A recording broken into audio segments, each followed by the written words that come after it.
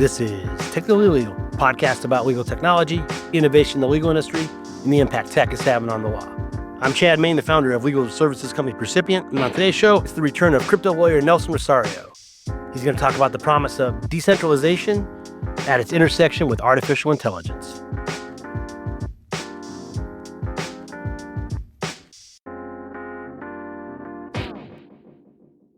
If you've been listening to this podcast for even a few months, you've heard my guests and me discuss the promise of decentralization. It's the idea of spreading technology and power and not relying on a single point of control. It's the very bedrock of early crypto and the very ethos of OG cryptocurrency like Bitcoin and Ethereum. But what happens when that idea, that spirit, the spirit of decentralization, intersects with the biggest and most recent technological leap? What happens when decentralization meets artificial intelligence? Because in a world increasingly dominated by the likes of OpenAI, Google, and Microsoft, where the data, the compute power, and even the model themselves are consolidated in the hands of a few tech titans, the question then becomes, is there still room for a more open, more resilient future? Can we truly build AI that's censorship resistant? And if so, who exactly is in a position to build it? On today's show, I'm bringing back a repeat offender, a good friend of mine, and a previous guest on Technically Legal. It's crypto lawyer extraordinaire, Nelson Rosario. He's going to fill us in about decentralized AI and an organization he's involved in called the Advanced AI Society. It just changed its name a few weeks ago, and it was formerly known as the Decentralized AI Society. Nelson's going to tell us why decentralization AI matters and who's on the front lines of this movement. He's going to talk about the challenges of funding to the very definition of what it means to be decentralized in the age of AI. He's going to give us a peek at the complex landscape of this nascent but still very potentially impactful field. I think what people mean by decentralization may be changing. I think when Bitcoin launched and Ethereum and kind of like the very beginning of the space, it was clearer what decentralization was as both cultural value, I guess, or ethos, and a way of constructing the technology in a manner that it was resilient and not dependent on like one or a few nodes, etc. And now there's more interest from traditional tech in kind of decentralized apps, and they come at it with a certain understanding of what decentralization means. The bigger organization, the more established organization. Yeah, like the IBMs of the world. Right. And I think maybe decentralized AI is interesting in part because like the hope is that like one service provider can't just like shut down your use or your app or whatever, right? To those that might have not have thought about decentralized AI, I'm sure they're familiar with the AI, the OpenAIs, the Geminis, the Claudes, whatever, but explain at a high level how decentralized AI works. I don't think anyone knows. Okay, And that's come as part of, close as you can. that's just part of the issue because but it speaks to what we were just talking about with respect to decentralization in the sense of, well, let's say the tech stack for an AI application is like 13 different layers. Does every single layer have to be decentralized, running by itself, not owned by the same company? Is that what we mean by decentralization? Or I think one of the characteristics that came out of the early crypto space was the ability to engage in transactions that were censorship resistant, meaning people couldn't prevent you from engaging in those transactions. And so I think what people are actually aiming for with DAI is censorship resistance, whether they realize it or not, right? Because the big fears are somebody locking up the models so nobody knows how they work, somebody locking down all the compute so you can't actually run any queries or interact with these AI apps, and somebody locking up all the data. Like those are kind of like the three big things.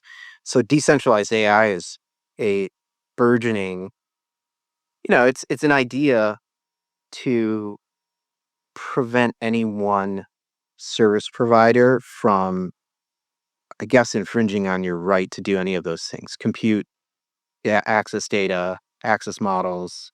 And how can you build tooling that allows, maybe you build decentralized data lake or something, so it's not all sitting on AWS.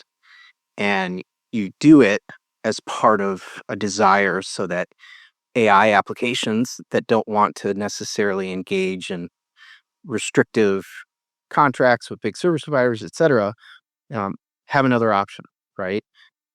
Because the alternative, and this maybe makes it clearer, is you sign up with Facebook, you sign up with Microsoft, you sign up with OpenAI, and they control everything. How does decentralized AI compete? Because those organizations you just mentioned have a bazillion dollars. And so AI is not only is it not free, it's very expensive. So how can decentralization as a movement overcome that? Well, I don't know that it can overcome it, right? I think it can be a complementary kind of set of systems that exist in parallel. And the only way that they can do that is by kind of chopping it up, right? So there's a related movement called DePIN that you may know about, Decentralized Physical Infrastructure, right?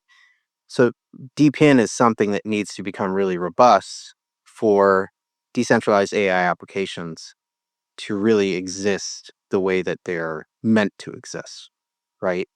Again, it comes back to kind of like the choke points of any application that leverages the internet and is not run locally, right? Is if AWS shuts down your account, that's it. If Cloudflare Right. shuts down your account, sorry. So that's why I think it's really hard to give a tight definition of what decentralized AI is because it very much depends upon the perspective of the company or the individual that's looking at it, right? Where they're coming from. Oh, well, I care about, you know, making sure that compute can't be shut down, right? So, what are decentralized server applications that allow me to run, uh, you know, queries on? Are there any offerings like that, right? Does that make sense? No, it does. Because it's really the two things, right? Compute to me seems easier to decentralize, but maybe I'm wrong, than the model, right? Because it seems if you have a lot of power and resources, you can keep collecting information. Where if you decentralize, relying on the community to help you keep gathering that info, right? Yeah. In the model, it could be something, and I don't think that anybody's tried this. You No, I think about it, but you could break it up into component parts that then have to reach out to the other part of the model, which is stored elsewhere, right? Or is run through a different service or Right. If that's centralized, you still got the problem, right? well, yeah, but some people would say no. Like some people would say, no, we offer AI compute services. I mean, there's multiple different providers that you can leverage. And the rest of the application has a bunch of decentralized data, meaning the data is not going to go away, right? It's stored in multiple different parts. It's open, most likely. Like cryptocurrency is stored now, like everything's on a node, right? You keep all that information across multiple players. Yeah. Filecoin is an application that offers decentralized storage. Air, Arweave, yeah. Arweave. So some of the applications that already exist and companies that are protocols that already exist offer some part of the solution to all of this. Who are the players right now? You got BitTensor. Who else is out there that are really on the forefront of this decentralized AI? I mean, BitTensor is really the biggest one, because they kind of have been thinking about this the longest. There's a bunch of smaller startups. Some of them have crypto tokens, which is kind of how they've made some money. But in terms of actual users and like market share, BitTensor, Hypercycle is another one. You just mentioned Filecoin, who I know is a founding member of the Decentralized AI Association, DICE, of which you are high up and one of the founders. Explain what that organization is. Like, what are they trying to accomplish as far as all the stuff we just talked about, promote decentralized AI? Yeah, so the Decentralized AI Society, I'm the general counsel there, and we're in the process of standing up a Bermudian member association that will kind of work hand in glove, so to speak, with the member orgs of the society, but then also any kind of related organizations that may pop up. So, it's focused on four things. Engineering, right? Trying to develop best practices with respect to all of this, right? You could think of it that part as akin to like the Internet Engineering Task Force, right? That puts out standards for operating on the web. Policy, which is really making sure that the society is helping members to advocate for policy that doesn't strangle the industry, like before it's even got off the ground. Kind of community building, which is outreach and promotion. A lot of the people that are interested are, there's no like, there's been very few decentralized AI conferences so far, right? So it's hard for people to come together and kind of trade war stories or, best practices or like get an understanding of the trends in the industry. And then capital formation, really kind of because a lot of these decentralized AI plays that are, if you're trying to chop up the tech stack and offer up something within it, they're sort of building public goods more than they're building like, I mean, I suppose you can do it as a subscription model or something else, right? The point is, the worry is that they'll be difficult to fund, right? So there needs to be a focus on kind of capital formation for these startups. What are your ideas there? What are you guys trying to do? How you try to raise money? There's been conversations around trying to do some sort of accelerator, put together some sort of actual venture fund that members could participate in and help identify kind of opportunities. The other thing too is since it's difficult to kind of articulate the value proposition of a company that's trying to do this or why it's necessarily needed, it's more difficult for kind of traditional VCs or traditional businesses that invest in startups to kind of wrap their head around like, wait, what are you doing and why are you doing it? We need to do more with less. That is the key takeaway nowadays from almost every survey of in-house counsel. But what if it didn't have to be that way? What if you actually could do more for less? By combining legal expertise and technology, Percipient enables legal teams to get more work done for less. Buried in contracts and sales is frustrated with turnaround time? We can help with that. Did you just get hit with a subpoena and reviewing 100,000 documents and files will tax your resources or cost you a small fortune in billable hours? We can help there too. Our team of legal professionals leverage tech and project management principles with the right amount of human oversight to deliver precise, efficient, and cost-effective legal solutions. Whether it's legal operations and contract management support, subpoena compliance, or document review, Percipient is your partner in really doing more for less. Percipient. Legal services powered by technology. It seems to me that actually AI, decentralized or not, might be easier to kind of value and see the value in versus, okay, let's go back to DePIN. Like I'm creating a blockchain app that tracks stuff on your wireless capability in your refrigerator. Seems to me that you'd be able to quantify the AI one better than that. Why do you think it's difficult there? Well, because part of this is it's meant to be permissionless, right? And taking a step up, in the current geopolitical environment, permissionless tech is becoming, I would argue, a much riskier proposition for kind of the most powerful countries in the world to tolerate, right? I mean, look at what happened when DeepSeek was released a while ago, right? The kind of US tech policymakers freaked out, right? They were already worried we were losing the AI race, and that made them like, we're definitely going to lose it, right? So permissionless, if you can't prevent people from using the technology you're building, is I think a great thing because I think net long term, it's very positive because you're kind of building out those digital rails that AI could skate upon. But right now, in this current moment, it's a little dicier. I mean, one thing that we haven't talked about is the idea of AI agents, right? How can you build them such that they kind of are out there in the ether by themselves in the sense of like not you sign up for a service and these are the bots we offer. This is what the bots can do, right? Instead, you can just, for example, send crypto to an address that an AI agent controls. Well, that AI agent then needs to get some data or something, right? So it needs to be able to access data, but the AI agent can't sign up for an OpenAI account or something, you know, or some data broker. So it needs access to data that exists in a permissionless fashion. Perhaps same thing with models, just really depends. I mean, I agree with you that the AI piece well, is easy to wrap your head around to funding wise, right? I mean, that's in part because artificial intelligence is old. It's really, really old, especially the idea of it. But it's more so how exactly, or is it possible or feasible to build out these permissionless open source AI solutions that people are just calling DAI for now.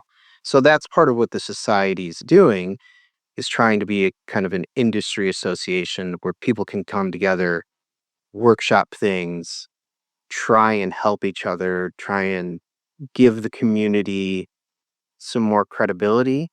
Not that it's not credible, it's just so unknown, right? So, in kind of a related fashion, I can tell you that in Illinois, there's been an attempt to pass like a blockchain licensing regime, okay, the past couple of years. And it got passed this year, and the governor's expected to sign it. And last year, myself and a couple other people started the Illinois Blockchain Association. And, last year people were kind of like, who are you? Well, we're a nonprofit. We advocate for the blockchain industry in Illinois.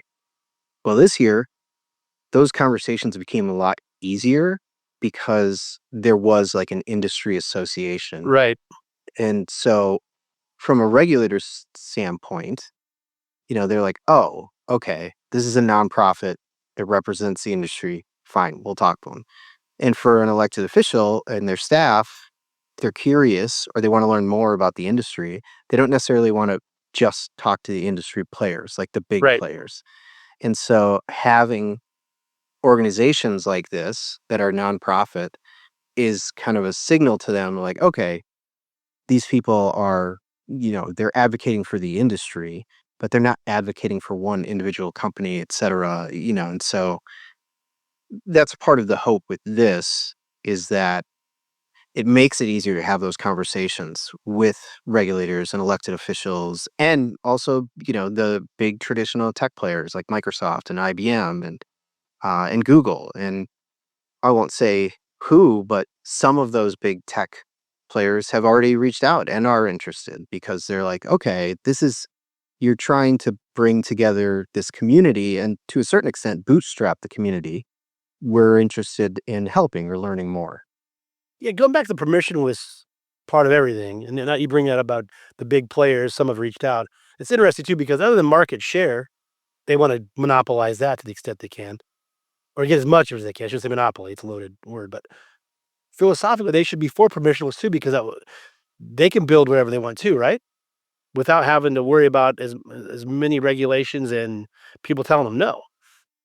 Yes, in theory, but I think it gets to control, at least initially. Right, which leads to my next question is how does nonprofit organizations like the Decentralized AI Society, how do they win against big organizations that do want the control? Like the classic comes to mind is Twitter. Wasn't it originally it started a way to aggregate RSS feeds, and RSS feed was kind of an open source protocol, and then Twitter takes over, and now they own the content, right? Like, how do you prevent that from happening again with AI? Well, actually, they've already got a head start, right? So right now Yeah. they are controlling it. So we're even later in the game.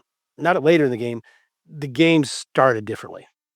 Yeah, I think the game definitely started differently. And I think the game started differently because we finally hit a point in the tech industry where there was enough compute, like cloud compute, there was enough big data out there. And it just kind of, one of the big breakthroughs was the invention of the transformer architecture, approach to all this, which came out of Google. And so that just really accelerated things. And I think just in a global society, once ChatGPT went public 2022 in November, the public beta, now it became consumer facing, right?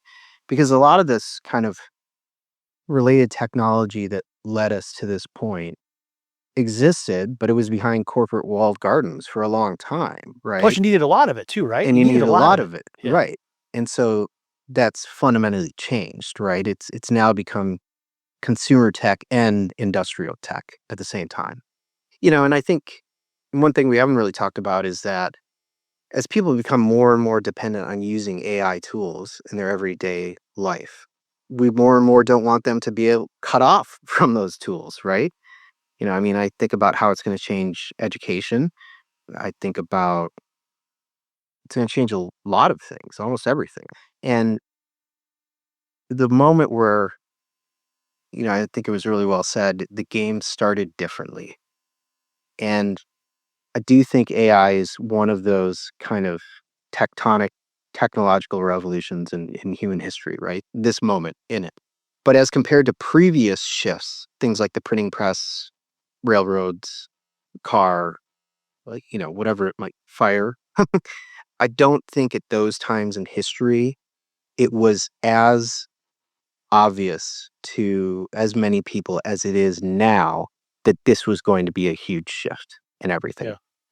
I'm glad you brought that up because you came down and spoke at the Heartland Blockchain Summit. You talked about this particular issue, but in that presentation, you say AI will change what it means to be human, just like ag changed humans, just like urbanism changed humans, just like the industrial revolution changed humans, just like the internet changed humans. How is AI different than all those things there? How's it going to change us for what it means to be human? Well, I'm not entirely sure, but one of my favorite books, probably my favorite book, is Dune. And I like all the Frank Herbert 6 Dune books. And there's a quote, and I can't remember if it's in the very first Dune book or one of the second or third, but there's this idea in the history of the Dune universe called the Butlerian Jihad. And basically, it's this war between intelligent machines and human beings.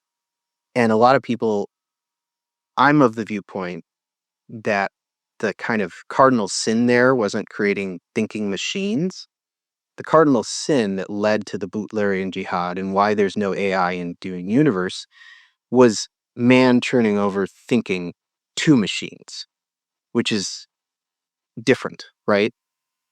I don't think that AI is necessarily has to be antagonistic to human beings, but I think it would be really problematic for people to just blindly trust AI, which we're already seeing happen. I mean, Yeah. in the legal space, there's been multiple stories of lawyers filing briefs with cases that don't exist because it was an AI output, right? Students submitting essays that they didn't write and failing classes because they just trusted the AI output. But that's the point in Dune is that once man turned over its thinking to machines is when everything got really bad and they had the Butlerian Jihad and then eventually they defeated the machines and everything. And so I think that's where it will change what it means to be human because we already have problems with respect to just internet use and social media and kind of the general discourse in kind of the global forum, as it were, which is the internet, and Twitter is a key component of, right? And it's made us, people are meaner online, and then if they're online a lot, then they're meaner in person, and if they're thinking less for themselves because they're using AI to do everything, creativity is going to go down. Productivity, depending on how you measure it, may go up. There's big fear of like relationships with AI bots. Humans didn't evolve for as long as we did to kind of exist with these sorts of things. That's why I think it'll change how we go through the world, right? And my hope is that it's people can become more intentional about their use of technology, but that's a heavy educational lift too.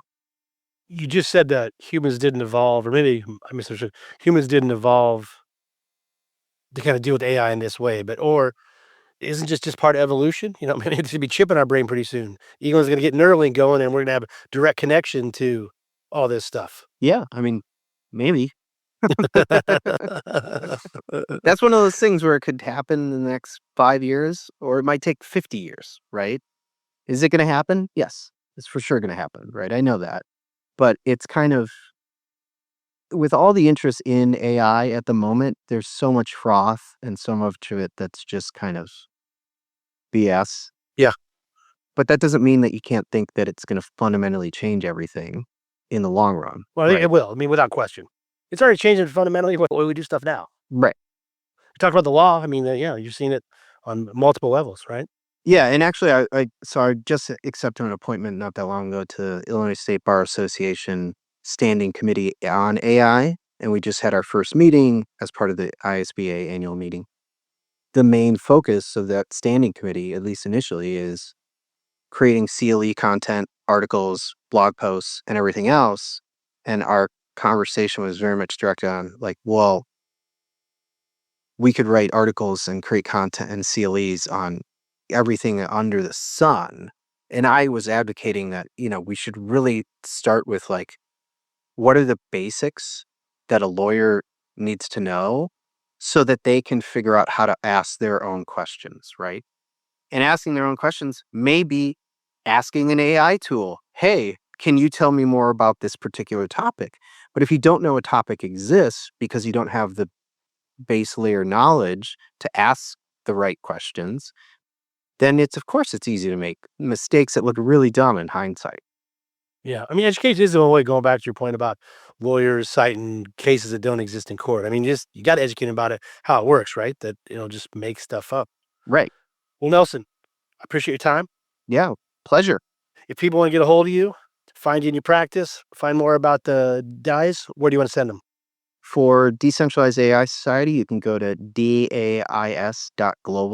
That may be changing soon. We're considering a rebrand. But if you go to that hyperlink, it'll redirect to any new website if we go through with the change. And you can find me at rosariotechlaw.com, or you can find me on Twitter. But I must warn you that Twitter is not a serious place. So feel free to reach out, but don't always expect, hard-hitting legal content there.